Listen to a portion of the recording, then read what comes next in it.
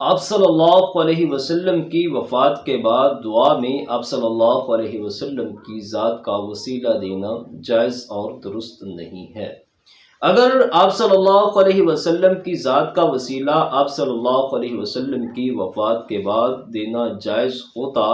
تو کبھی بھی سیدنا عمر رضی اللہ عنہ ایسا نہ کرتے۔ صحیح بخاری میں حدیث ہے، قحط کے دنوں میں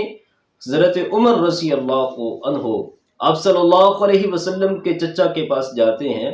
اور دعا کرواتے ہیں، کہتے ہیں اللہم انا کنا نتوسل الیک بنبینا فتسقینا،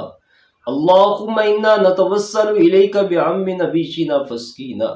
اے اللہ، ہم تجھ سے اللہ کے نبی صلی اللہ علیہ وسلم کے وسیلے سے دعا کرتے تھے تو بارش نازل فرما دیتا تھا۔ اب ہم اللہ کے نبی صلی اللہ علیہ وسلم کے چچا کے وسیلے سے دعا کرتے ہیں تو بارش نازل فرما دے۔ تو سیدنا عمر رضی اللہ عنہ کو بھی اللہ کے نبی صلی اللہ علیہ وسلم کی قبر نظر آتی تھی، وہ وہاں بھی جا سکتے تھے۔ اللہ کے نبی صلی اللہ علیہ وسلم کی ذات بھی ان کے سامنے تھی، لیکن آپ صلی اللہ علیہ وسلم کی وفات کے بعد آپ صلی اللہ علیہ وسلم کی قبر پر جا کر آپ کی ذات کو وسیلہ بنانا یا اپنی دعا میں اللہ کے نبی صلی اللہ علیہ وسلم کی ذات کو وسیلہ بنانے کی بجائے حضرت عمر رضی اللہ عنہ آپ صلی اللہ علیہ وسلم کے چچا کی ذات کو وسیلہ بناتے ہیں۔ یہ روایت حضرت عمر رضی اللہ عنہ کا یہ عمل اس بات کی دلیل ہے کہ اللہ کے نبی صلی اللہ علیہ وسلم کی ذات کو